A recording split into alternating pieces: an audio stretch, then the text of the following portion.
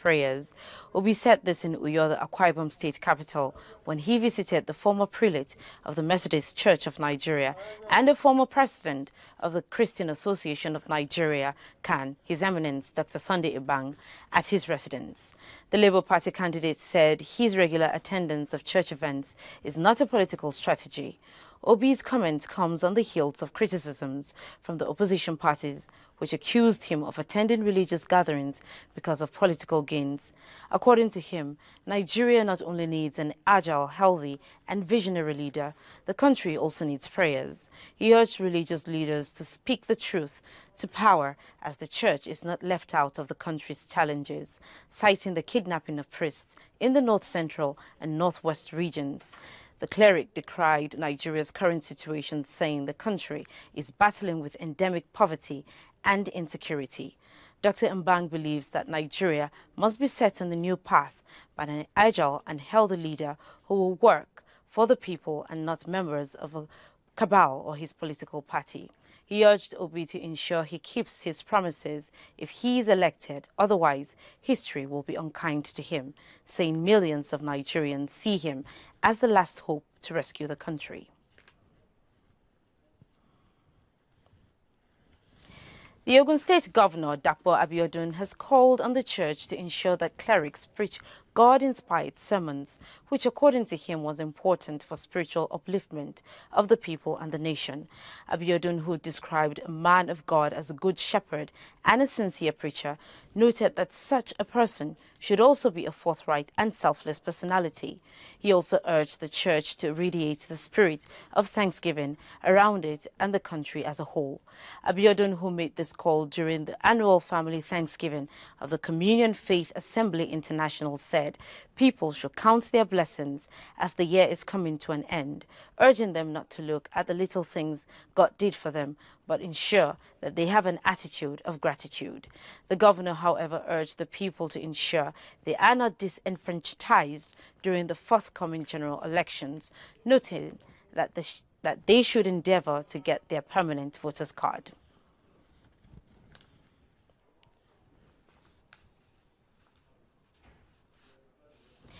A federal court in the United States of America has ruled in favor of a Christian student organization that filed a lawsuit against the University of Nebraska-Lincoln, accusing the school of wrongfully denying funding for a guest speaker, Alliance Defending Freedom, ADF. Attorneys representing Ratio Christi, a student organization that seeks to advance, teach, and defend Christian beliefs, has filed a lawsuit in the U.S. District Court of the District of Nebraska in October 2021 after the school refused to grant the group's request of $1,500 in student activity funding to bring in Notre Dame professor Robert Audi for a lecture on whether it's rational to believe in God. At the time, the school said it could not promote speakers of a political and ideological nature and told a Christian organization that it would need to invite a speaker to represent the opposite views of Audi to get the funding. Ratio Christi's members ultimately paid for Audi to come to UNL themselves. But on December 15th, ADF announced two university officials agreed to accept a court judgment against them in the amount of $1,500 for denying the club's funding request.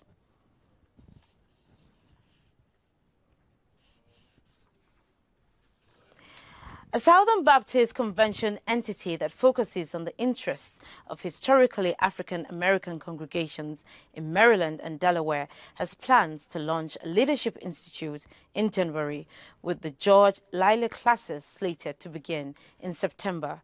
The goal of the institute will be to provide affordable church leadership training for churches in Maryland and Delaware, being open to all ethnicities, but will focus on helping to equip predominantly African American churches.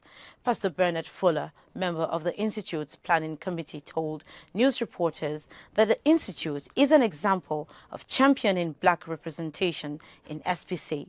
He said the new institute is, in quotes, multicultural and will be an equipping institute in every area with the goal of equipping disciples to make disciples, end of quote. The institute is named after George Lila, a former slave from Virginia who was ordained a Baptist minister in 1775 and then became a notable missionary to Jamaica after the American Revolution.